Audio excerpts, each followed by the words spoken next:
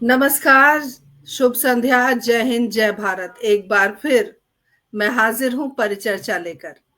परिचर्चा की इस 162वीं कड़ी में आप सभी का स्वागत है, अभिनंदन है।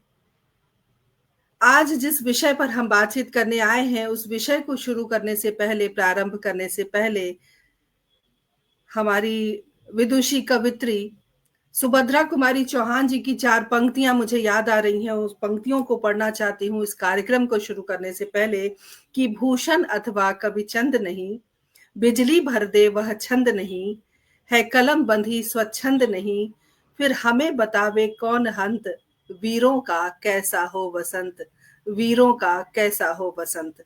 जी हाँ, आज हम चर्चा कर रहे हैं वीरों के वसंत पर कि आखिर वीरों का वसंत हो किस प्रकार। अ, आप सभी ने देखा कि 14 फरवरी को सभी ने प्रेम दिवस के रूप में मनाने की कोशिश की या काफी अरसे से करते आए हैं, लेकिन 14 फरवरी को प्रेम दिवस मनाने से पहले क्या हम उन तमाम शहीदों को, देश के सपूतों को याद करें, जिन्होंने अपने प्राण की आहुति दी हमारे देश की रक्षा करते हुए। हिंदी साहित्य संस्थान की ओर से हम सभी हमारे शहीदों को नमन करते हैं, कोटिश प्रणाम करते हैं और आज की परिचर्चा शुरू करते हैं। जहां पर वसंत को प्रेम का उत्सव और प्रेम का महीना कहा जाता है, प्रेम से सराबोर ये, क्योंकि बहुत सारे फूल और जो वाटिका है वो सुशोभित है फूलों से, वहीं पर देश के जो वीर हैं वो अपना वसंत किस रूप में मनाएं। प्यार, उमंग, उत्साह, धैर्य, शौर्य, वीरता, वो सब उनके पास है और वो है तो हम हैं। इसलिए आज हमने इस विषय पर चर्चा रखनी चाहिए, क्योंकि वीरों का कैसा हो बसंत, वीरों से पूछेंगे। उनके शौर्य की जो गाथा होती है वो बसंत उत्सव होता है। उनके बारे में जब हम छाती चौड़ी करके बात करते हैं, जो मुस्कान आप इस वक्त मेरे चेहरे पर देख रहे हैं, वो बसंत है वीरों के लिए। क्यों? क्योंकि हम उल्लासित हैं, हम खुश हैं उन्हें देखकर और भारत खुश है उन्हें देखकर। क्योंकि भारत तभी भारत है जब वे डटे रहते हैं सीमाओं पर। इन तमाम पहलुओं पर आज गौर करेंगे, बात करेंगे, लेकिन मैं थोड़ी देर इंतजार करवाऊंगी, क्योंकि हमारे साथ जो बेहतरीन वक्ता हम जुड़े हुए हैं, छोटा सा उनका परिचय जरूर देना चाहूंगी। बड़ा परिचय इसलिए नहीं क्योंकि ज्यादा बातचीत उनसे हमें करनी है। सबसे पहले तो मैं शुचिका श्रीवास्तव का विशेष आभार व्यक्त करना चाहती हूँ। एक छोटी सी बच्ची है जो अपने कद से बहुत ऊंची है और पहली बार हमारी इस चर्चा में भाग ले रही हैं, इसीलिए उनका अभिनंदन सबसे पहले करना उचित लगता है मुझे। उसके अलावा lieutenant colonel Manmohan Thakur sir हमारे साथ जुड़े हुए हैं। पहले भी वो किरदार जिंदगी का हिस्सा रह चुके हैं, यानी कि एक ऐसा मोती, बहुत बेशकीमती मोती या कोहिनूर कह सकते हैं, हमारी झोली में है। और समय समय पर जब भी कर्नल साहब की जरूरत पड़ती है, कर्नल साहब जरूर हमारे इस कार्यक्रम का हिस्सा बनते हैं। उनका भी हम अभिनंदन करते हैं। और साथ में हिंदी साहित्य संस्थान की जो मैं पिलर उनको कह सकती हूँ, डॉक्टर मीता गुप्ता, राष्ट्रपति पुरस्कार से सम्मानित शिक्षाविद, जो अथक प्रयास से हमेशा परिचर्चा में चार चांद लगाती हैं और हमेशा हमारे साथ जुड़ी रहती हैं।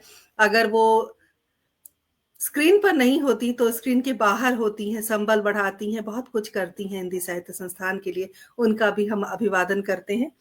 और साथ में अगर मैं छोटा सा सर के बारे में, गुड़िया के बारे में, यानी कि गुड़िया यानी कि शुचिका श्रीवास्तव के बारे में अगर मैं परिचय देना चाहूँ, तो आप बिहार से हैं और मुजफ्फरपुर विश्वविद्यालय से आपने अंग्रेजी में स्नातकोत्तर किया है। एनसीसी कैडेट हैं आप और साथ ही लेखिका हैं, कवित्री हैं और संचालिका भी हैं मेरी तरह। साथ ही मधुबनी और मंडला आर्ट की जो शिल्प शैली है उसकी जानकारी रखती हैं आप। हस्तशिल्प हैं आप। साथ में 20 से ज्यादा राष्ट्रीय और अंतर्राष्ट्रीय कार्यक्रमों, सेमिनार और वेबिनार में सक्रिय भूमिका आपने निभाई है। उसके अलावा आप देश की सेवा करना चाहती हैं, राष्ट्र की सेवा करना चाहती हैं। संभवतः आपका जो रुझान है वो भारतीय सेना की ओर ज़्यादा है, इसलिए हमने सोचा कि आज के कार्यक्रम में, क्योंकि एक जो युवा है, उस युवा के मन में क्या है भारत के प्रति, उन वीरों के प्रति, उन वीरों के वसंत के प्रति, किस रूप में वसंत मनाना चाहिए, तो शुचिका के रूप में हम जानेंगे। और साथ ही मीता जी को आज के कार्यक्रम में लाना क्या, उन्होंने खुद आग्रह किया कि वो आएंगी। क्यों? क्योंकि वो एक वीर सपूत की पुत्री हैं। उनके पिता वायुसेना में, भारतीय वायुसेना में थे, इसलिए ये जो विषय है, ये विषय उन्हीं का सुझाया हुआ है और ये विषय बहुत दिल के करीब है उनके, तो इसलिए उनका आगमन हुआ है। और मनमोहन ठाकुर सर के बारे में मैं क्या कहूँ, इस वक्त कश्मीर की घाटी में कार्यरत हैं, उनकी पोस्टिंग वहां पर है। और साथ ही वहां से एक सैनिक का लाइव आना, ये हमारे संस्थान का एक, मैं शब्द नहीं एकत्रित कर पा रही हूँ, मैं क्या बोलूं, सौभाग्य है हमारा कि ऑन ड्यूटी एक सैनिक हमसे जुड़ा हुआ है। सर की बात अगर मैं करूं तो देहरादून अकादमी के ये छात्र रहे हैं और बहुत सारे ऑपरेशन में इनका सहयोग रहा है। और 1965 की जो लड़ाई हुई है, उसकी जो स्वर्ण जयंती थी, उसको भी इन्होंने लीड किया जब ये कार्यक्रम हुआ है, बहुत राष्ट्रपति और प्रधानमंत्री जी के सानिध्य में। और सैनिक तो है ही, बहुत सारे पुरस्कारों से सम्मानित है। और मैं क्या कहूँ, मुझे लगता है मुझे जल्दी से यहाँ से हटना चाहिए ताकि मैं तमाम जो हमारे दर्शक हैं उनको ज्यादा इंतजार ना करवाऊं, क्योंकि वीरों का कैसा हो वसंत, अगर मैं ही बोलने लग गई तो वीर क्या बोलेंगे और फिर वसंत तक हम पहुंच नहीं पाएंगे। मुझे लगता है मुझे स्क्रीन से हटना चाहिए। और जो पर्दे के पीछे जो हमारे महानुभाव इस वक्त जुड़े हैं और मंद मंद मुस्कुरा रहे हैं, मैं देख रही हूँ, उन्हें हम आमंत्रित करते हैं। आप तीनों का बहुत बहुत स्वागत है, अभिनंदन है। बहुत बहुत धन्यवाद। धन्यवाद धन्यवाद। हमने विषय रखा वीरों का कैसा हो वसंत, और जिस शौर्य, जिस वीरता की हम बात कर रहे हैं, और वीर से ही क्यों ना पूछें कि वीरों का वसंत कैसा हो। हमारे साथ आदरणीय प्रदीप गौतम जी जुड़ गए हैं, बहुत बहुत अभिनंदन। दिलराम भारद्वाज जी जुड़े हुए हैं, बहुत बहुत सादर वंदन करती हूँ। डॉक्टर पुष्पता तनेजा जी, बहुत बहुत स्वागत, अभिनंदन। आप सभी से एक ही आग्रह है, कार्यक्रम से बने रहिए, जुड़े रहिए और कार्यक्रम को शेयर कीजिए। सर, सबसे पहले तो हम पूरी टीम की ओर से हम आपको धन्यवाद देते हैं कि आप हमारे कार्यक्रम का हिस्सा बने। और इस वक्त आप कश्मीर की घाटी में हैं। कश्मीर बहुत खूबसूरत है और इस वक्त वसंत अगर कहीं है तो वो कश्मीर में है। खूबसूरत सा माहौल वहाँ का, और बहुत सारी चीजें चल रही हैं वहाँ, बहुत सुंदर दृश्य, जैसा कि थोड़ी देर पहले आपसे बात हुई थी तो हमने देखा सुना। अगर हम इस विषय की बात करें कि वीरों का कैसा हो वसंत, तो एक वीर से ही हम जानने का प्रयास करेंगे कि आखिर वीरों का वसंत कैसा होना चाहिए या कैसा है आपकी नजर में। आपका बहुत बहुत स्वागत, अभिनंदन। जी, बहुत बहुत धन्यवाद। नमस्कार, जय हिंद आप सबको। और मेरा ये सौभाग्य है कि आप लोगों ने मुझे इस मंच पर बुलाया है और मैं देख सकता हूँ कि बहुत सारे लोग पूरे देश दुनिया से जुड़े हुए हैं। तो सबसे पहले इस 14 फरवरी जो एक ब्लैक डे के रूप में हम लोग इसको मनाना शब्द कहना ठीक नहीं है, क्योंकि ये बहुत ही दुख की घड़ी है जो हमने 40 जवान खोए थे।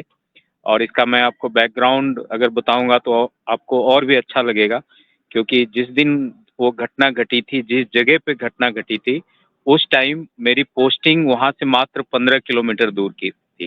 मेरा ऑफिस वहाँ से पुलवामा डिस्ट्रिक्ट में ही मैं तैनात था, क्रियू नाम के जगह में। और मेरे यहाँ से मात्र 15 किलोमीटर की दूरी पर जब ये बॉम्ब ब्लास्ट हुआ था गाड़ी का, तो आईडी ब्लास्ट हुआ था, तो पूरी दुनिया हिल गई थी और पूरे देश को झकझोर करने वाली ये घटना थी। और हम लोग स्तब्ध रह गए थे कि हमारा सारा इंटेलिजेंस सिस्टम, हमारे सिक्योरिटी व्यवस्था सब फेल हो गई थी। हमने स्वीकार किया इस बात को कि ये हमारा फेल्योर था कि आतंकवादियों ने इस घटना को अंजाम दिया। लेकिन मैं आपको ये बताना चाहता हूँ कि थोड़ा टॉपिक से अलग, क्योंकि ये आपने वसंत के ऊपर ये किया है, बट 14 फरवरी को भी आपने जोड़ा, इसलिए 2 मिनट एक्स्ट्रा मैं लेकर के बताना चाहता हूँ नहीं, कि बिल्कुल सर, हम एक जानना चाहते हैं। जी बिल्कुल हाँ, आपका ही। तो उस टाइम ये वो समय था, अगर आपको याद होगा 2019, जब भारत सरकार की तरफ से हमें आदेश आया था कि कश्मीर को तैयार करना है वहाँ से आर्टिकल 370 हटाने के लिए। और वहाँ पर मैं एज ए इंस्ट्रक्टर तैनात था, जहाँ पर महेंद्र सिंह धोनी भी ट्रेनिंग के लिए आए थे मेरे पास, मेरे एकेडमी में। और उस टाइम पर हम लोग 2-3 तरह से काम कर रहे थे। एक तो अपने सिपाहियों को ट्रेनिंग दे रहे थे कि कैसे आतंकवादियों से निपटना है, और वो कर रहे थे अच्छे से अपना काम। दूसरा, एक और जिम्मेवारी हम लोगों को मिली थी कि परसेप्शन मैनेजमेंट, यानी सोसाइटी को बताना कि ये जो आतंकवादी जो अपनी दुकान चला रहे हैं, ये उनको प्रॉमिस करते हैं कि अगर तुम सेना के साथ लड़ाई करते हुए अगर मर जाओगे तो ऊपर में तुमको 72 हूर मिलेंगी। 72 हूर मतलब 72 खूबसूरत महिलाएं ऊपर मिलेंगी। और इन आतंकवादियों को इतना ये मोटिवेट कर देते हैं कि ये इनकी बातों में आ जाते हैं। आपको ये जानकर आश्चर्य होगा कि जब ये आतंकवादी घाटी में किसी के यहाँ शरण लेते हैं तो माँ बाप अपनी स्वेच्छा से अपनी बेटियों को इनके हवाले कर देते हैं। ये जानकर आपको शौक लगेगा, झटका लगेगा। और वो ये क्यों हवाले करते हैं कि वो बोलते हैं कि भाई ये इस्लाम की रक्षा के लिए ये शहीद होने जा रहे हैं, तो इनके साथ अगर आप रहोगे, इनको अगर अच्छा अपना टाइम दोगे तो आप भी स्वर्ग में जाओगे, मतलब जो भी उनका है, क्या बोलते हैं वो, जन्नत बोलते हैं, जन्नत में जाओगे।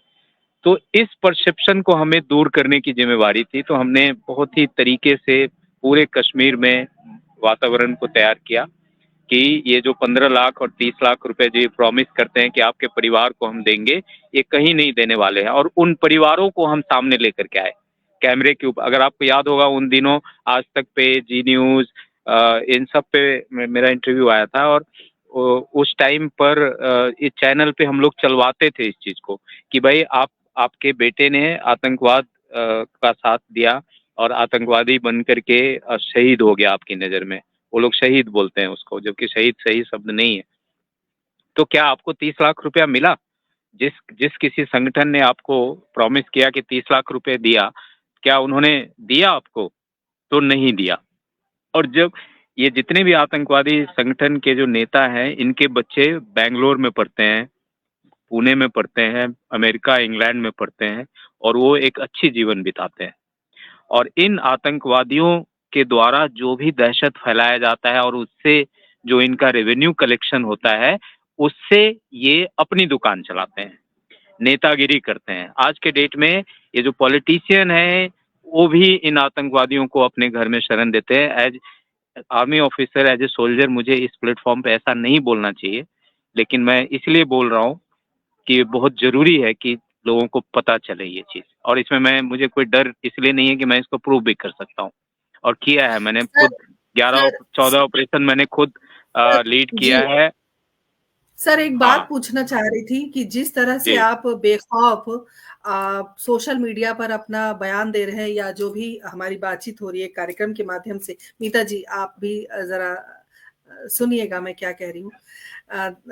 मुझे लगता है प्रतिक्रिया की जरूरत पड़ेगी। तो सर, लगता है आपको कि आर्मी के हाथ जिस प्रकार पीछे पहले के समय में बंधे हुए, वो हाथ खोल दिए गए हैं आज? नहीं, आर्मी का हाथ कभी भी खोला नहीं जाएगा।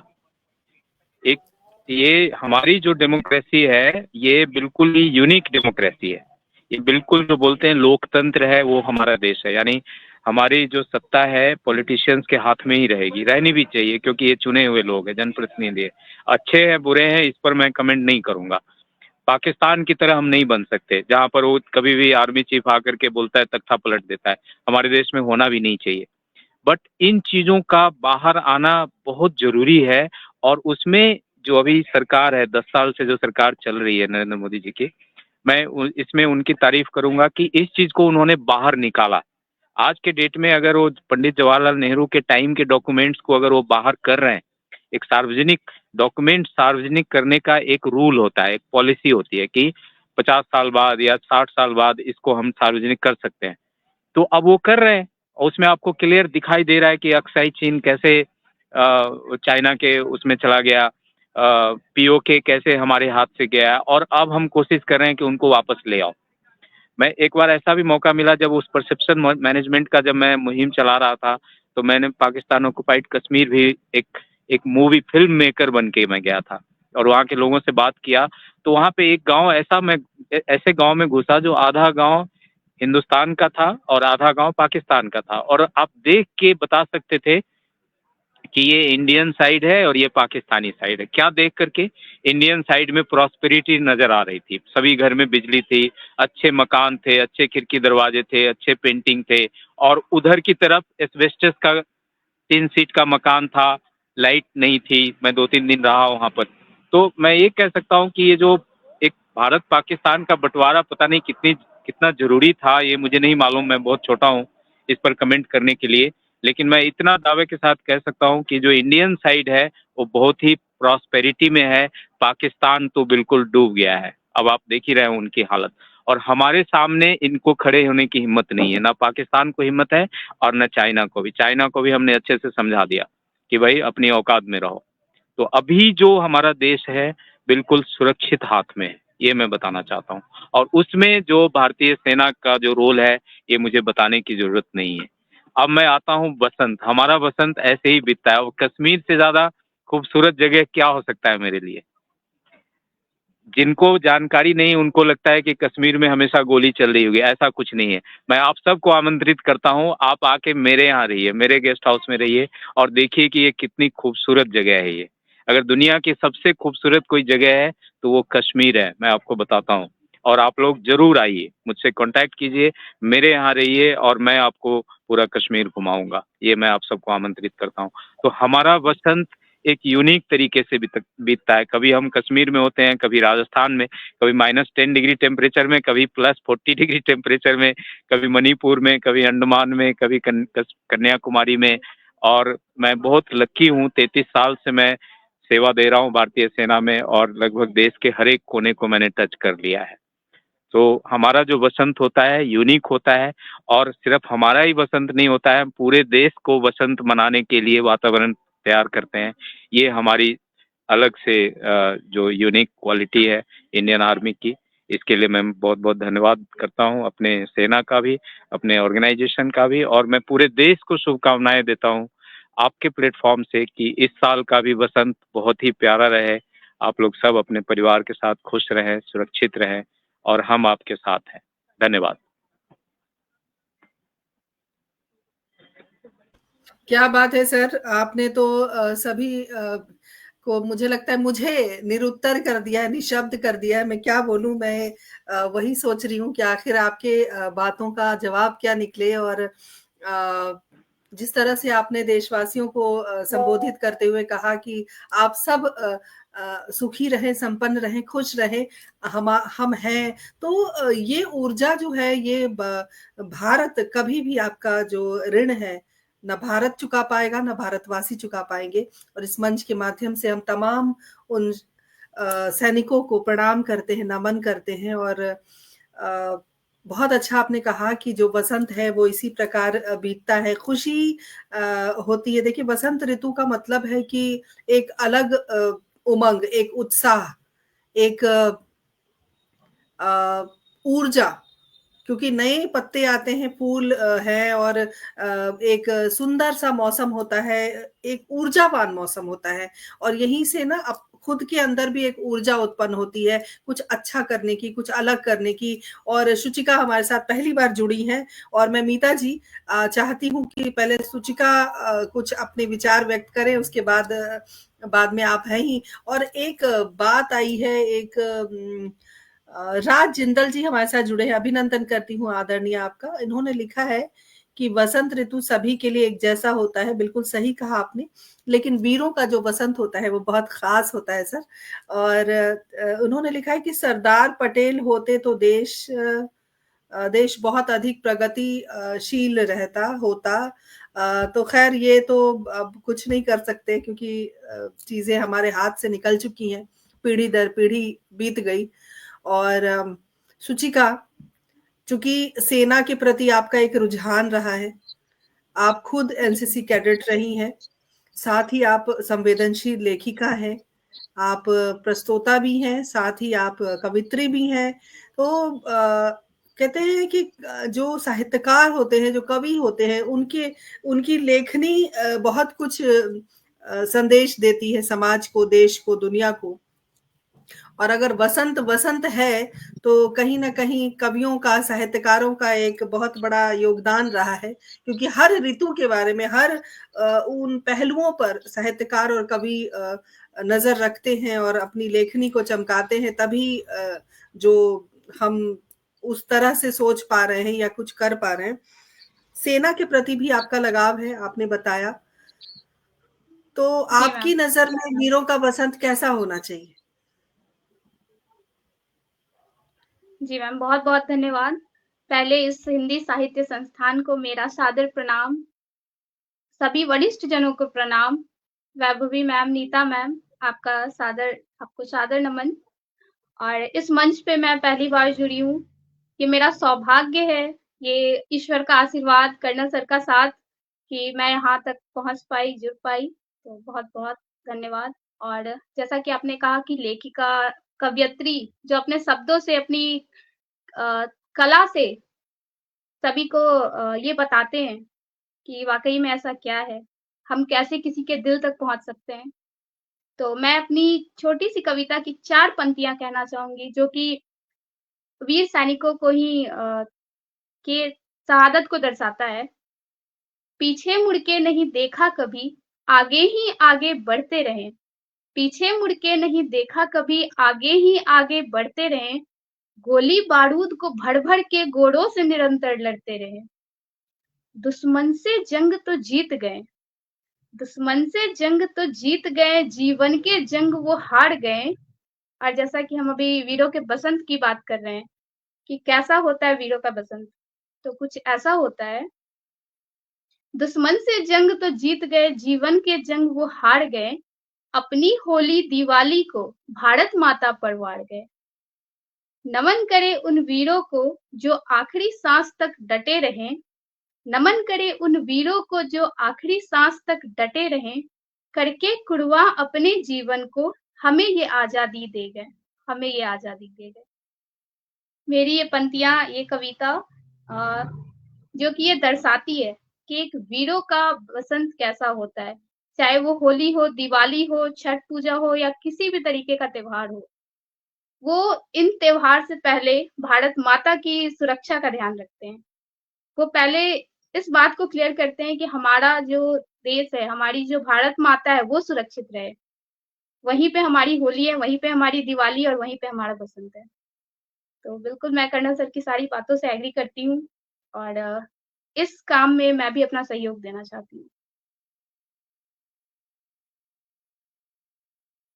बहुत सुंदर बात आपने कही सुचिका। थोड़ी देर में और हम बातचीत करेंगे, कर्नल सर से भी कुछ बातचीत करनी है, कुछ प्रश्न है जो मन में कौतूहल बनाते हैं और उसका निदान बहुत जरूरी है। मीता जी, सुचिका ने बहुत सुंदर पंक्तियों के माध्यम से अपने विचार व्यक्त किए। कर्नल सर ने उन तमाम पहलुओं पर गौर किया जो जिया उन्होंने पुलवामा के दौरान। और इस परिचर्चा का जो उद्देश्य है वो यही है कि हम किस रूप में वसंत को मनाएं और क्या हमें एक भारतवासी होने के नाते हमें क्या करना चाहिए।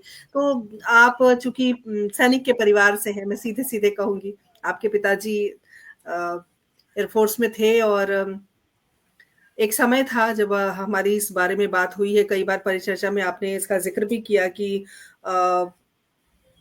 युद्ध के दौरान वो लापता हो गए थे और बहुत कुछ सहना पड़ा था परिवार को। क्योंकि देखिए, मैं हमेशा कहती हूँ, जैसे कि सर ने कहा कि आप लोग अच्छे से रहिए, हम हैं, तो आप हैं सर, इसीलिए हम हैं। अगर आप ना हो तो हम ना, हमारा ना भारत का अस्तित्व रहेगा, ना भारतवासी का अस्तित्व रहेगा। तो आप हैं, आप हमारे लिए पिलर हैं, जैसे कि पिलर हिंदी साहित्य संस्थान के लिए मीता जी हैं, तो उसी प्रकार आप देश के पिलर हैं। तो मीता जी, कैसा होना चाहिए वसंत आपके नजरिए में? स्वागत। बहुत बहुत आभार वैभवी जी। हिंदी साहित्य संस्थान का भी धन्यवाद कि उन्होंने मेरे द्वारा सुझाए गए इस विषय को अपनी 162वें एपिसोड का विषय बनाया। मैं आरंभ करूंगी सुभद्रा कुमारी चौहान जी की उस कविता से ही जिससे वैभवी जी आपने आरंभ किया था, और क्योंकि ये पंक्तियां हमारे उस विषय से जुड़ती हैं जो हमने आज विषय लिया है। सुभद्रा कुमारी चौहान जी कहती हैं, वीरों का कैसा हो वसंत, वीरों का कैसा हो वसंत, आ रही हिमालय से पुकार। हिमालय शब्द पर ध्यान दीजिएगा। आ रही हिमालय से पुकार, है उद्धि गरजता बार बार, प्राची पश्चिम भूनभ अपार, सब पूछ रहे हैं दिग दिगंत, वीरों का कैसा हो वसंत, वीरों का कैसा हो वसंत। इन 3-4 पंक्तियों में सुभद्रा कुमारी चौहान जी ने हिमालय से लेकर और उद्धि यानी सागर तक की बात की है। उन्होंने पश्चिम, पूर्व, उत्तर और दक्षिण चारों दिशाओं की बात की है। किसके लिए? वीरों के लिए और उनके वसंत के लिए। तो सर्वप्रथम सुभद्रा कुमारी चौहान जी की इन पंक्तियों को नमन करते हुए मैं आज इस अवसर पर अपने सभी शहीदों को, जिन्होंने देश की खातिर अपने प्राण दिए और जिन्होंने देश की खातिर लड़ते हुए औरों के प्राण बचाए, वे स्वयं जीवित भी रहे, उनके अंदर इतनी जिजीविषा थी, जीने की इतनी इच्छा थी कि वे जीवित भी रहे और उन्होंने देश की सेवा की। तो दोनों प्रकार के वीरों को नमन करते हुए मैं बात पर आती हूं जो विभा जी आपने पूछी है। वीर कौन होता है? वीर वो होता है जिसमें कोई जज्बा होता है स्वयं को समर्पित कर देने का, और एक सैनिक सच्चा वीर होता है। क्योंकि हम किसी को कुछ भी दे सकते हैं पर हम अपने प्राण नहीं देना चाहते, और एक वीर, एक सच्चा वीर, एक सैनिक अपने प्राण समर्पित करता है। मुझे लगता है, मेरी बात से सभी सहमत होंगे, कि प्राणों से बढ़कर कुछ भी नहीं है। हम कुछ भी सभी नहीं, अपने बिल्कुल। प्राणों को, सभी अपने प्राणों को बचाना चाहते हैं, और हम प्राण देने, हम प्राणोत्सर्ग के लिए तैयार हैं। किसके लिए? देश के लिए। क्यों? क्योंकि देश सर्वोपरि होता है, देश से बिल्कुल। बढ़कर कुछ भी नहीं है। और ये बात जो मैं आज कह रही हूं, ये मैंने अपने डैडी से सीखी। उनका एक लंबा कार्यकाल रहा भारतीय वायुसेना में। मैंने हमेशा, मुझे जो आकर्षित करता था वह थी उनकी कैप, जिस पर भारत सरकार की लाट बनी हुई थी, जिसको चमकाने के लिए मुझ में और मेरे भाई में हमेशा होड़ होती थी, और उनकी एक बेल्ट जिस पर भारत सरकार की लाट बनी हुई थी।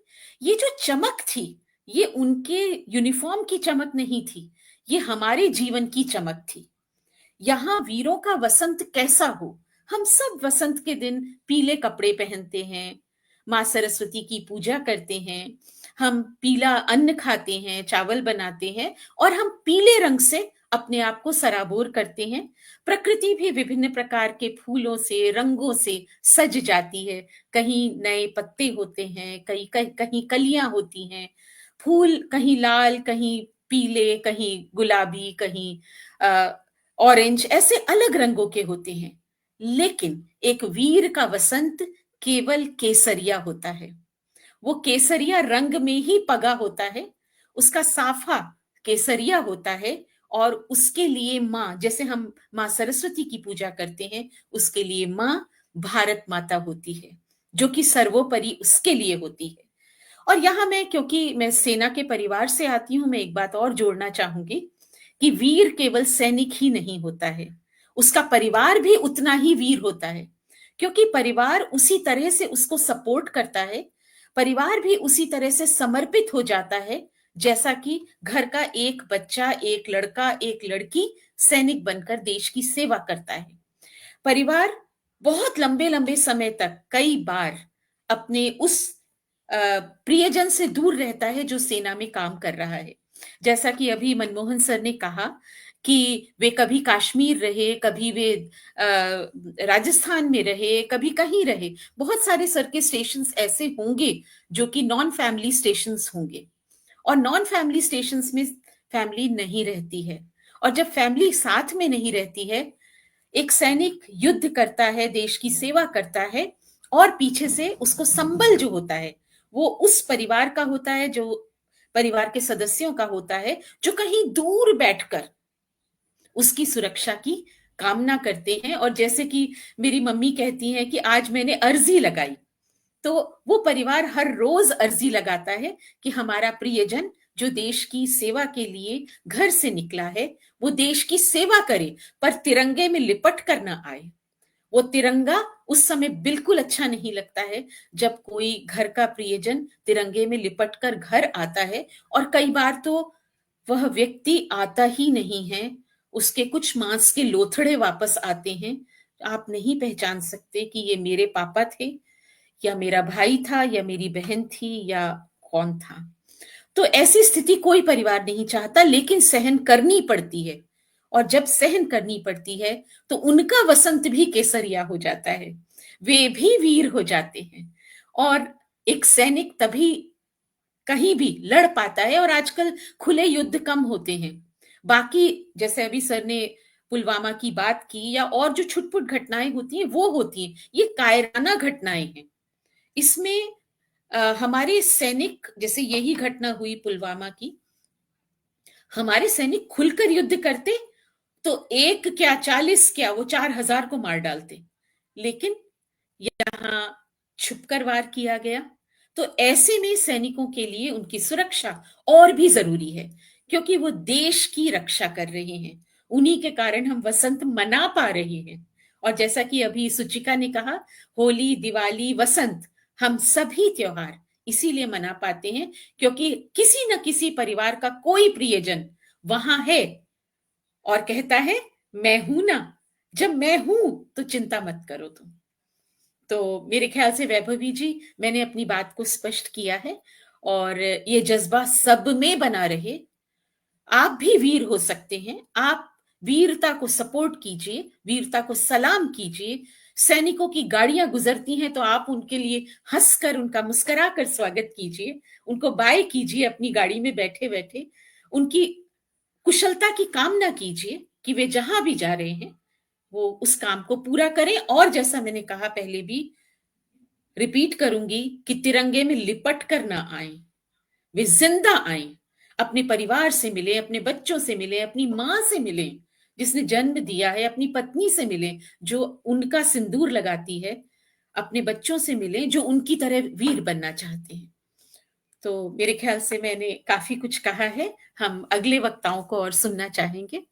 धन्यवाद। जी बिल्कुल मीता जी, बहुत सही कहा आपने। और कोई भी परिजन नहीं चाहता कि हमारे जो परिवार के सदस्य हैं वो हमसे दूर चले जाएं, क्योंकि एक कहते हैं ना, योग माया ने मोह के पाश में हम सबको बांध के रखा हुआ है, और वही मोह है जो हमें उस मोह से, सांसारिक मोह से निकलने नहीं देता। और गर्व की बात है, जैसा कि आपने कहा, बहुत अच्छी बात, बहुत अच्छा संदेश जा रहा है हमारी आने वाली पीढ़ी के लिए भी, और जो लोग हमसे इस वक्त जुड़े हुए हैं उन्हें भी आनंद आ रहा होगा ये सुनकर कि कैसे हम छोटी-छोटी बातों का ध्यान रख के किसी सैनिक को उनका संबल हम बढ़ा सकते हैं, उन्हें हम स्पेशल फील करा सकते हैं, जिसको हम कहते हैं अंग्रेजी में कि आप बहुत हमारे लिए महत्वपूर्ण हैं। आप मुस्कुराइए, आप उन्हें सलाम कीजिए, आप उन्हें उनका अभिनंदन कीजिए, अभिवादन कीजिए। ये छोटे-छोटे काम हैं जिससे उनको हम एक महत्वपूर्ण होने की जो एक खुशी होती है, वो खुशी हम उन्हें दे सकते हैं, उन्हें भी अच्छा लगता है। कई बार ऐसा हुआ है कि हमें भी महसूस होता है कि हम उनके करीब हैं, और एक अलग-सा एक अलग-सी ऊर्जा का अनुभव होता है, जब आप किसी सैनिक वैभवी के। जी, वैभवी जी, एक जी, बात मैं जोड़ना चाहूंगी यहाँ। जी, जी, जी, पिछले कई सालों से रक्षाबंधन के अवसर पर स्कूल के बच्चे सैनिकों के लिए राखियां भेजते, खुद बना करके। और जहां पर जा सकते, जैसे मैं जिस विद्यालय में थी वहां से आईटीबीपी का कैंप पास पड़ता है, तो हाँ, वहां से हम बच्चों को ले जाते थे और आईटीबीपी कैंप में वहां सभी सैनिकों को राखी बंधवाते थे। आपको ये जानकर आश्चर्य होगा कि वहां कोई हिंदू, मुस्लिम, ईसाई, सिख नहीं होता। राखी बंधवाने के लिए सब आते हैं, और छोटी छोटी बच्चियां हमारी 6, 7, 8 क्लास की, वो सब लोगों को राखियां बांधती हैं। और यहाँ पर आकर एक चीज जो और मुखरित होती है वो ये कि धर्म केवल मन में होता है। जब देश उत्सर्ग की बात आती है तो सभी धर्म के लोग एक होते हैं, वहां कोई भी अलग अलग धर्म का नहीं होता। तो ये बच्चियां जब राखी बांधने जाती हैं, या मैं भी कई बार उनके पास साथ गई हूं, मैंने बंधवाई हैं, वो कार्ड्स लेके जाती हैं, बहुत सुंदर कार्ड्स बनाते हैं बच्चे, और लड़कियां राखी बांधती हैं, लड़के और काम करते हैं, जैसे प्लांटेशन करेंगे वहीं कैंप के अंदर या कुछ कुछ ऐसा ही। तो ये भी एक तरीका है जो हम अपने व्यक्तिगत स्तर पर भी कर सकते हैं। हम राखियां भेज सकते हैं, मुख्यालय को भेज सकते हैं, सेना के वायुसेना भवन में भेजिए, थल सेना के मुख्यालय में भेजिए। तो ये भी एक काम है उनको स्पेशल फील कराने का। जैसा कि मुझे याद आ रहा है, शायद मनमोहन सर इस बात से राजी होंगे कि जब सर कारगिल का जो अटैक हुआ था, उसके बाद भारत में जो एक कहीं दबी हुई देश प्रेम की भावना थी, वो इतनी उसने उबाल मारा, क्योंकि वो बहुत बड़ी घटना थी और बहुत सालों के बाद ऐसा हुआ था। तो जी जैसा कि जी न्यूज़पेपर्स में मैंने पढ़ा है, ब्लड बैंक्स ने मना कर दिया था कि अब हमें ब्लड नहीं चाहिए क्योंकि स्टोरेज की जगह नहीं है। ये सच बात है, मैंने पेपर में, न्यूज़पेपर्स में खुद पढ़ा था। जी तो जी, हमारे बिल्कुल। अंदर कहीं है तो वो, बस ये है कि हम उसको समझें। देश देश प्रेम कहाँ चला जाएगा भाई? देश में रहते हैं, देश का अन्न खाते हैं, यहाँ की हवा में सांस लेते हैं, यहाँ का पानी पीते हैं, इस जमीन पर हम खड़े हैं। मतलब हर व्यक्ति यहाँ पर भारत माता होता है, भारत में रहने वाला। तो देश से अलग तो हम नहीं हो सकते, बस उसे समझना है। आज के कार्यक्रम का एक बहुत बड़ा उद्देश्य हमारा ये होना चाहिए कि हम समझें कि देश है हमारे लिए, और वो सेना में जो व्यक्ति है वो देश के लिए कर रहा है, क्योंकि वो हमें सुरक्षित रखना चाहता है। मैं बीच में बोल पड़ी, सॉरी, लेकिन मुझे लगा ये बात बतानी चाहिए नहीं, बिल्कुल रक्षा सही। बंधन देखिए, में। हम्म। नहीं, नहीं नहीं, आपने बहुत बिल्कुल सही कहा आपने, बहुत जी, सही कहा आपने। सैनिक अकेले लड़ाई नहीं लड़ता है, पूरा देश लड़ता है। आपको याद होगा जब वो हनुमंतप्पा 10 दिन तक बर्फ में दबने के बाद जब उनको निकाल करके R&R हॉस्पिटल में लाया गया था दिल्ली में, उस टाइम मैं दिल्ली में ही पोस्टेड था। तो मेरे पास कॉल आते थे गुजरात से, महाराष्ट्र से, मेरे जानकार लोगों का, कि सर हम भी आकर के ब्लड देना चाहते हैं।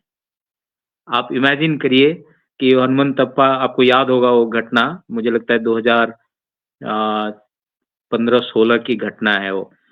तो उस टाइम पर एक सैनिक जो अपनी जिंदगी से जूझ रहा था, उसको फ्लाइट से शिफ्ट करके दिल्ली लाया गया, और 10 दिन तक बर्फ में दबने के बाद भी वो जिंदा रहा। इतना बड़ा आत्मबल था उसके अंदर, और उसको बचाने के लिए लोग आ रहे थे कि मेरा ब्लड ले लो, मेरा ब्लड ले लो। तो ये आपने बिल्कुल सही कहा, सैनिक अकेले लड़ाई नहीं लड़ सकता, पूरा देश लड़ता है। चाहे वो गलवान की घटना हो या कारगिल की घटना हो, कोई किसी भी घटना को आप ले लीजिए। इस मामले में हम लोग बहुत लकी हैं कि जब ऐसा आता है, ऐसा समय आता है, तो कोई हिंदू, मुस्लिम, सिख, ईसाई कोई अलग अलग नहीं होता है। सारे धर्म के लोग बिना किसी भेदभाव के अपने सैनिक के साथ खड़े हो जाते हैं, और वही हमारे लिए ऊर्जा का काम करता है। सबसे बड़ा मोटिवेशन हमारे लिए वही है। धन्यवाद। और बहुत अच्छे बिल्कुल से सही मिता जी कहा। ने कहा, एयरफोर्स की बेटी हैं, और बहुत बहुत धन्यवाद। आपने बहुत अच्छे से पारिवारिक चीजों का जो चित्रण किया कि कैसे परिवार भाग लेता है। बिना परिवार के सपोर्ट के हम लड़ाई नहीं लड़ सकते। बिल्कुल जी, बिल्कुल सर, मीता जी ने भी बिल्कुल सही कहा। जो चर्चा है हमारी वो बिल्कुल सकारात्मक चल रही है। हमारे साथ पटल के उस पार कुछ महानुभाव जुड़े हैं, उनका अभिनंदन करते हैं। राज जिंदल जी लगातार बने हुए हैं, बहुत-बहुत स्वागत, अभिनंदन। पटल के मुख्य सलाहकार आदरणीय सुरेंद्र शर्मा सागर जी जुड़ गए हैं, बहुत-बहुत अभिनंदन, स्वागत करती हूँ। सुदर्शन शर्मा सुधी जी जुड़ गई हैं, बहुत बहुत स्वागत अभिनंदन है। संजय जी लगातार बने हुए हैं। मैं सभी से गुजारिश करती हूँ कार्यक्रम को शेयर करते रहिए और हमारे चैनल को जरूर सब्सक्राइब कीजिए ताकि अच्छे अच्छे जो वीडियोस हम अपलोड करते हैं वो आप तक पहुंचे। बहुत ज्ञानवर्धक हमारा कार्यक्रम होता है, आप सभी को पता है, तभी हम 3.5 सालों से लगातार इस चर्चा को चलाते जा रहे हैं और बहुत सुंदर सुंदर विषयों पर हमने बातचीत की है। जैसे हमने विषय रखा कि वीरों का वसंत कैसा हो, तो ये वीर जो हैं, ये अगर हम सिर्फ सैनिक की बात ना करें अभी, और हम बात करें महाभारत काल में, या हम बात करें मराठों की बात अगर हम करें तो वहां, या फिर हम मान लीजिए हम पद्मावती की ही बात करते हैं, वो लोग जौहर करते थे। जब उनके पति को दुश्मनों ने घेर लिया या उनके साथ कुछ गलत हो गया तो फिर वो अपने आप को बचाने के लिए जौहर करती थी। वो भी भगवा पहनती थी, वो भी सैनिक थी। तो ये जो विषय है, ये विषय बड़ा व्यापक है, बहुत बड़ा विषय है। और सर, मैं आपसे सिर्फ ये जानना चाहूंगी कि जब वीर होते हैं, आपने तय किया आप आर्मी ऑफिसर बनेंगे, मुझे लगता है परिवार का सभी सदस्य आर्मी ऑफिसर हो जाता है, क्योंकि आप तो बॉर्डर पर होते हैं, आप तो ड्यूटी पर होते हैं, लेकिन आपके पीछे जो आपका परिवार है वो इतनी दृढ़ता से खड़ा है, इसलिए आप वहां खड़े हैं। आपको इस बात की चिंता नहीं है कि मेरे पीछे मेरे परिवार का क्या होगा, क्योंकि परिवार आपको संबल देता है। तो कहीं ना कहीं एक परिवार की बड़ी महत्वपूर्ण भूमिका है जब आप इस तरह एक वीर सैनिक बनकर दृढ़ता से खड़े हैं और आपके पीछे आपका पूरा परिवार आपके सपोर्ट पे, जैसे कि मीता जी ने भी कहा। तो सर, आप तो सैनिक बन गए, आपने ट्रेनिंग ली, बहुत सारी चीजें की, परिवार ट्रेनिंग कैसे लेता है, मैं जानना चाहूँ। आपने मुझसे सवाल किया? जी सर, जी। ओके, मैं इसका आपको आंसर देता हूँ। ये जो ट्रेनिंग होती है सिर्फ हमारी नहीं होती है, हमारे परिवार की भी होती है। अगर आप किसी भी आर्मी कैंटोनमेंट में जाएंगे, जैसा मीता जी कहें, इस बात से सहमत होंगी, हम लोगों का वातावरण इस तरह से बना होता है कि लगभग हर परिवार और हर बच्चा इस चीज के लिए तैयार रहता है कि कभी भी कोई भी खबर आ सकती है। मैं अपने बारे में बताता हूं कि 2 बार तो मेरा न्यूज आ गया था मेरे घर में, क्योंकि कुछ कम्युनिकेशन गैप हो गया था, कुछ इस तरह की सिचुएशन थी। मणिपुर की पहाड़ी में मेरा मुठभेड़ चल रहा था और हमारा कम्युनिकेशन टूट गया। तो जब कम्युनिकेशन टूटता है तो जनरली यही ख्याल मन में आता है कि शायद वो अब नहीं है। गोलियां चल रही थी और वो पूरे टेलीविजन वगैरह सब पे फ्लैश हो गया था कि वहां पे मुठभेड़ चल रहा है। मेरा ही मुठभेड़ चल रहा था आतंकवादियों के साथ। ऐसी बात 2 बार हुई है मेरे साथ ही घटना। लेकिन हम लोग क्या करते हैं कि अपनी ट्रेनिंग के साथ साथ अपने परिवार को भी मेंटली प्रिपेयर करते हैं कि ये एक आसान सर्विस नहीं है और इससे बड़ा नोबल सर्विस भी कोई और नहीं है, तो आपको हमारे साथ रहना पड़ेगा। और इस बात से हमारे माता पिता, भाई बहन, पत्नी, बच्चे सब धीरे धीरे उसी सांचे में ढल जाते हैं वो, क्योंकि जहां हम रहते हैं बगल में वो कभी न कभी होता ही रहता है। हर महीने, हर 2 महीने, हर 6 महीने पे कुछ न कुछ होता ही रहता है। मैं आपको एक एयरफोर्स का एक नॉर्मल चीज बताता हूँ। आपने अभी आजकल पिछले कुछ वर्षों में देखा होगा कि बहुत सारे जहाज गिर जाते हैं, हमारे पायलट ब्रदर ये सब शहीद हो जाते हैं। एक रूल है कि जब वो जहाज क्रैश होता है, पायलट शहीद हो जाता है, तो वहां का जो कमांडिंग ऑफिसर है सबसे पहले क्या करता है, सारे पायलट को बुलाता है और सारे जहाज को लाइन अप करता है, बोलता है कि पहले एक राउंड लगा के आओ सब, ताकि वो जो एक डेथ का डर, डेथ से सब लोग डरते हैं, परिवार के लोग भी डरते होंगे, लेकिन उस डर को ना बैठने दिया जाए। उसको दूर करने के लिए जब पहली खबर आती है कि ये जहाज क्रैश हो गया है तो सारे पायलटों को बोला जाता है कि अपना अपना जहाज पकड़ो और एक राउंड लगा करके आओ सबके सब। शो मस्ट गो ऑन, ये देश चलते रहना चाहिए। प्राइम मिनिस्टर राजीव गांधी का देहांत हुआ, श्रीमती इंदिरा गांधी का देहांत हुआ, देश चलता रहा। राजीव गांधी का देहांत हुआ, देश चलता रहा। उसी तरह से एक सैनिक शहीद होता है, देश चलते रहना चाहिए। और ये ट्रेनिंग हम अपने बच्चों को दे चुके होते हैं। इसीलिए उन्हें मेंटली, आपने देखा होगा टेलीविजन पर भी आता है कि एक बेटी अपने शहीद पिता को सैल्यूट कर रही है, विदा कर रही है। ऐसी खुशनसीबी सिर्फ हम सैनिकों को ही मिल सकता है। और आपने बिल्कुल सही कहा मिता जी कि कोई ये नहीं चाहता है कि तिरंगे में लिपट करके आए, लेकिन अगर एक सैनिक से ये पूछे कि नॉर्मल डेथ में और इस डेथ में तुम्हें कौन सा डेथ पसंद है, तो मैं बोलूंगा कि मुझे वही तिरंगे वाला डेथ पसंद है। क्योंकि आप सब, लाइफ सबका एक ही है और सब लिमिटेड टाइम के लिए आते हैं। कोई नहीं तो आज अकबर भी जिंदा होते, औरंगजेब भी जिंदा होते, सम्राट अशोक भी जिंदा होते। नहीं, सबको एक लिमिटेड लाइफ दिया हुआ है कि आप अपने लाइफ में क्या करना चाहते हैं। तो एक सैनिक का लाइफ मैं समझता हूं कि बहुत ही कठिन, सबसे लिमिटेड लाइफ होता है। और उस लाइफ में अगर कुछ उसकी अंतिम इच्छा होती है तो यही होती है कि मैं अपने देश के लिए कुछ कर गुजरूं। आई होप आई बिल्कुल हैव आंसर्ड यू। बिल्कुल सही कहा आपने सर। सैनिक की इच्छा होती है और जिस तरह से तैयारी होती है एक सैनिक की, उसी तरह उसका परिवार भी हर उस मतलब विपरीत और जो परिस्थितियां होती हैं उस चीज के लिए बिल्कुल तैयार रहता है परिवार।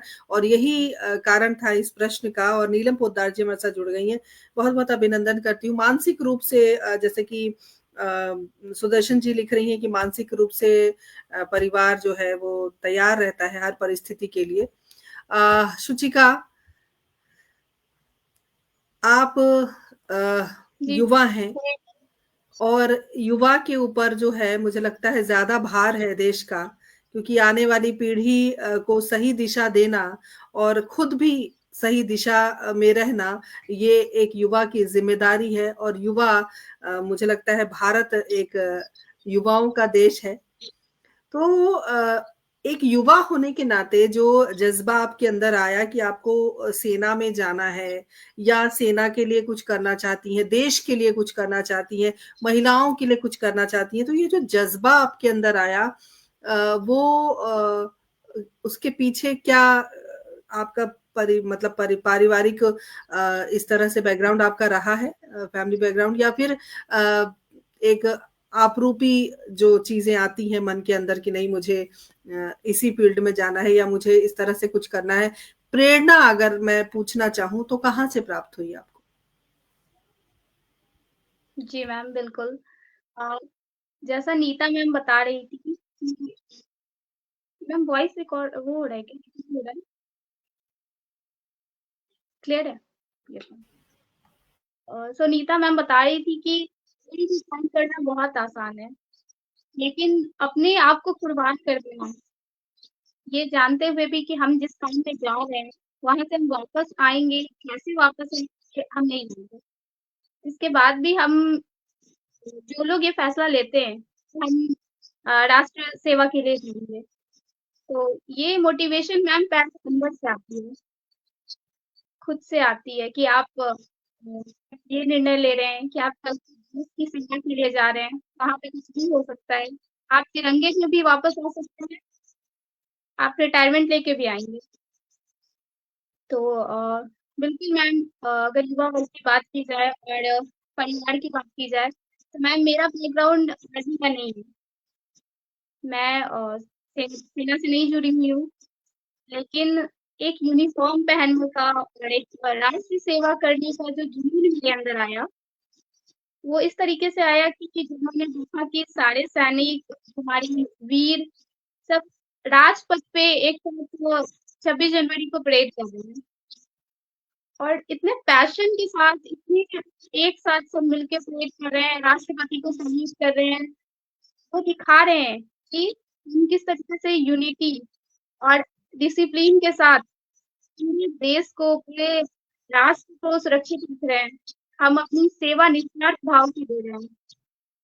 तो ये चीज मेरे अंदर आई मैम कि मुझे भी राष्ट्र सेवा के लिए जाना है। राष्ट्र की सेवा बहुत तरीके से होती है।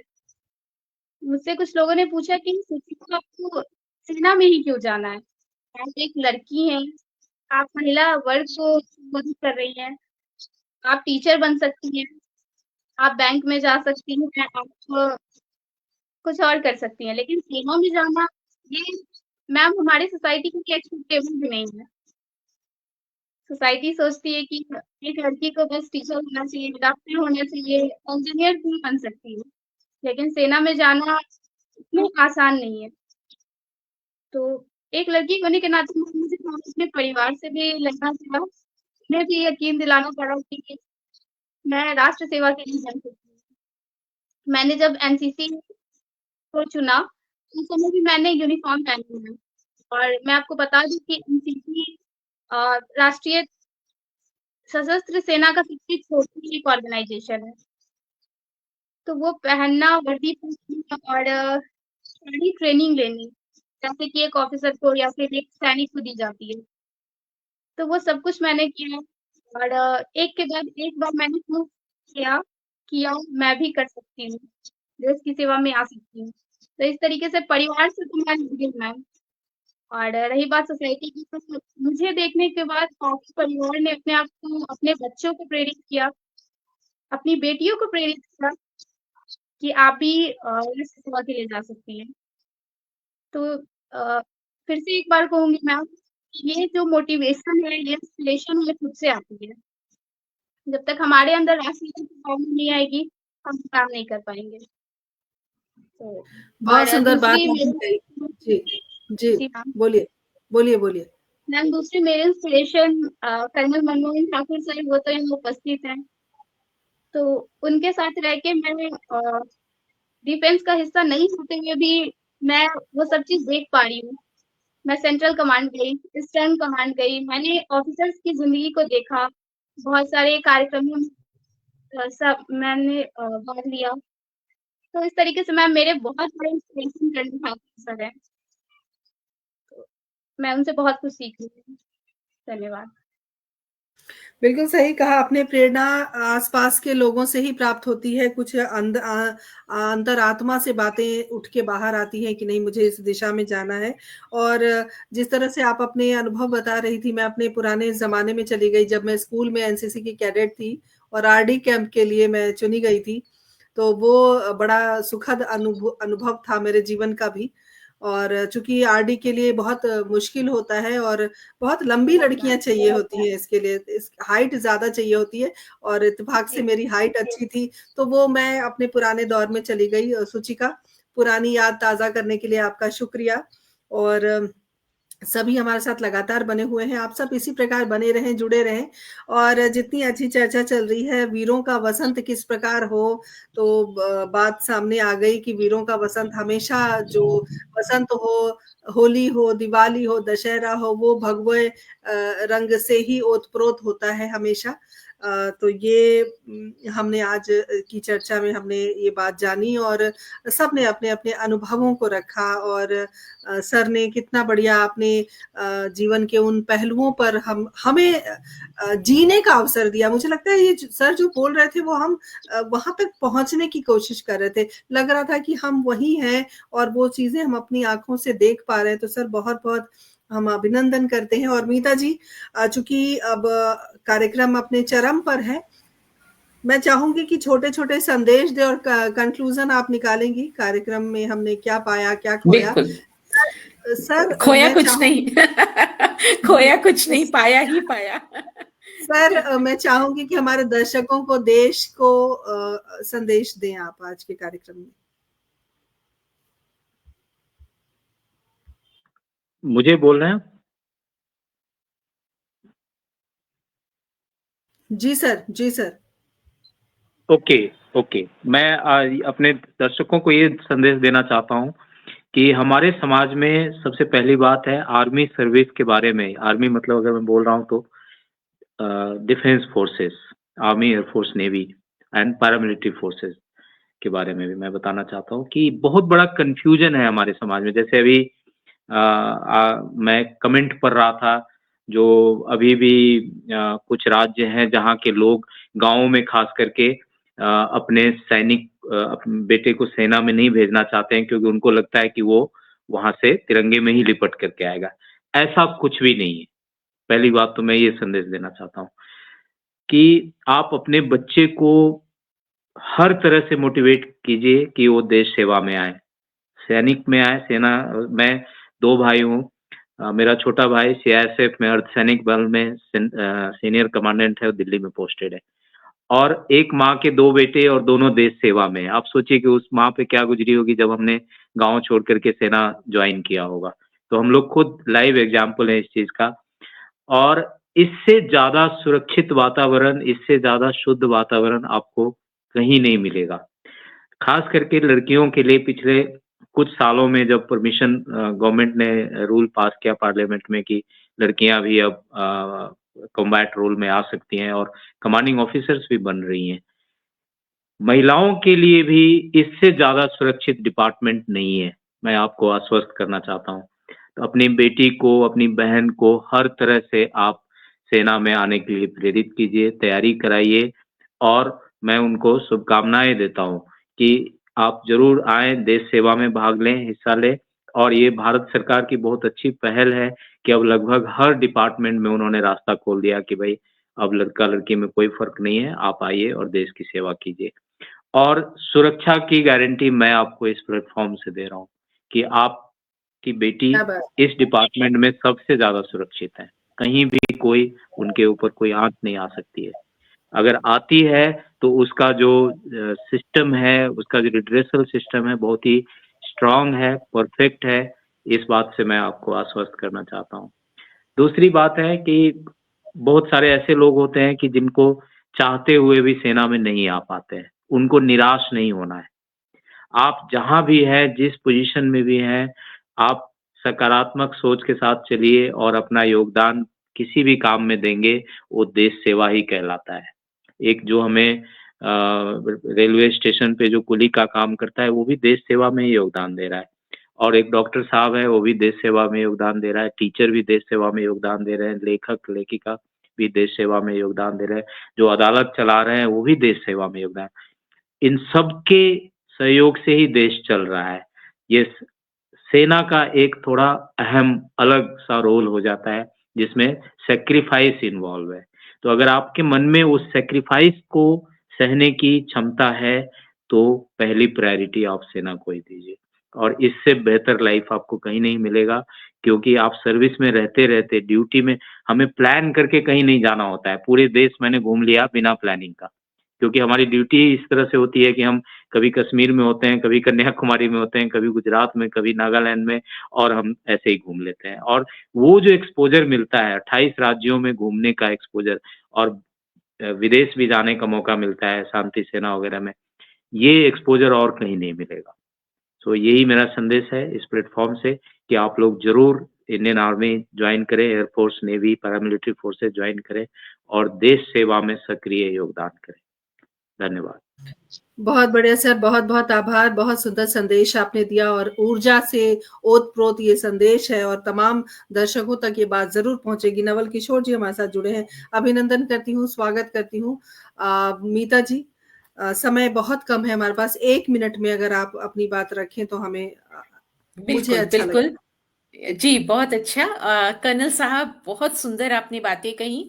सूचिका बहुत प्यारी है और हम चाहते हैं इस मंच की ओर से कि आपका भविष्य उज्जवल हो और जो आप चाहती हैं उसमें आप ज़रूर आगे बढ़ें और देश की सेवा करें।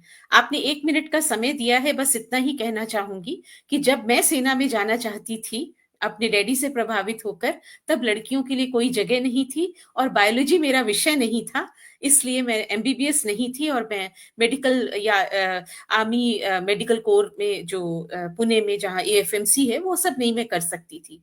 लेकिन आज मैं एक शिक्षिका हूँ, अपनी विद्यार्थियों को, खासतौर पर लड़कियों को, छात्राओं को जब नेवी में, एयरफोर्स में, आर्मी में जाते हुए देखती हूँ, उनको पायलट बनते हुए देखती हूँ, हेलीकॉप्टर उड़ाते हुए देखती हूँ, तो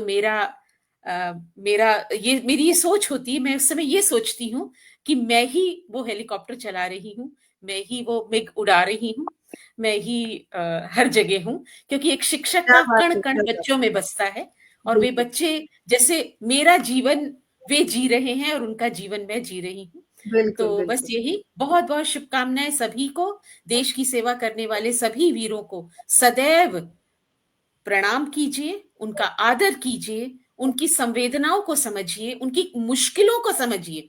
वे बहुत मुश्किल जीवन जीते हैं, कभी कभी नहीं मिलते हैं, महीनों सालों, परिवार पर क्या बीतती है उसको सोचिए, और अपने परिवार के एक सदस्य को कम से कम सेना में भर्ती जरूर कीजिए। उसे उस माँ का लाल बनाइए जो माँ बार बार अपने पुत्रों को, पुत्रियों को पुकार रही है और कह रही है, आओ मेरी सेवा करो।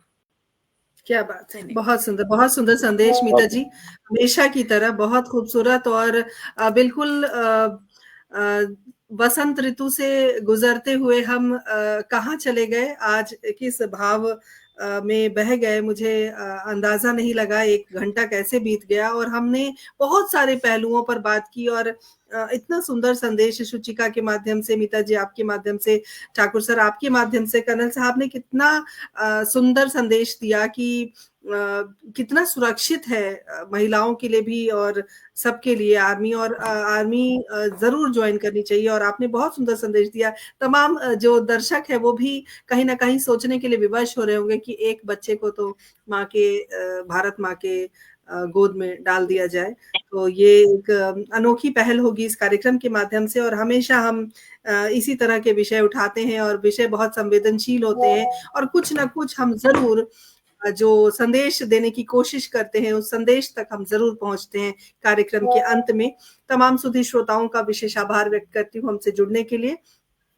और इसी प्रकार नेहा शर्मा अभी जुड़ी है, थोड़ा लेट हो गई है, कोई बात नहीं नेहा जी, लेकिन अभिनंदन करती हूँ। नेहा शर्मा बहुत अच्छी कवित्री हैं, और हमारे सर, आपको याद होगा नेहा ने आपका इंटरव्यू लिया था किरदार जिंदगी। तो तमाम सुधी श्रोताओं का विशेष आभार व्यक्त करती हूँ। अगली बार फिर नए विषय पर हम बातचीत करेंगे। 162 एपिसोड, एक बड़ा समय हमने बिताया है। इसी प्रकार आप अपना स्नेह, दुलार, आशीर्वाद, सहयोग बनाए रखिए, और हम निरंतर आगे बढ़ते जाएं, अलग अलग विषयों पर अलग अलग वक्ताओं के साथ चर्चा करें। आदरणीय कर्नल साहब, बहुत बहुत आपका आभार व्यक्त करते हैं हम पूरी टीम की ओर से कि आपने अपना समय दिया। मीता जी, बहुत बहुत धन्यवाद आपका। और शुचिका, बहुत सारी शुभकामनाएं, बहुत सारा आशीर्वाद, और हमसे जुड़ने के लिए बहुत बहुत धन्यवाद। धन्यवाद, बहुत बहुत धन्यवाद, और जय हिंद। जय हिंद। जय हिंद जी। Thank you.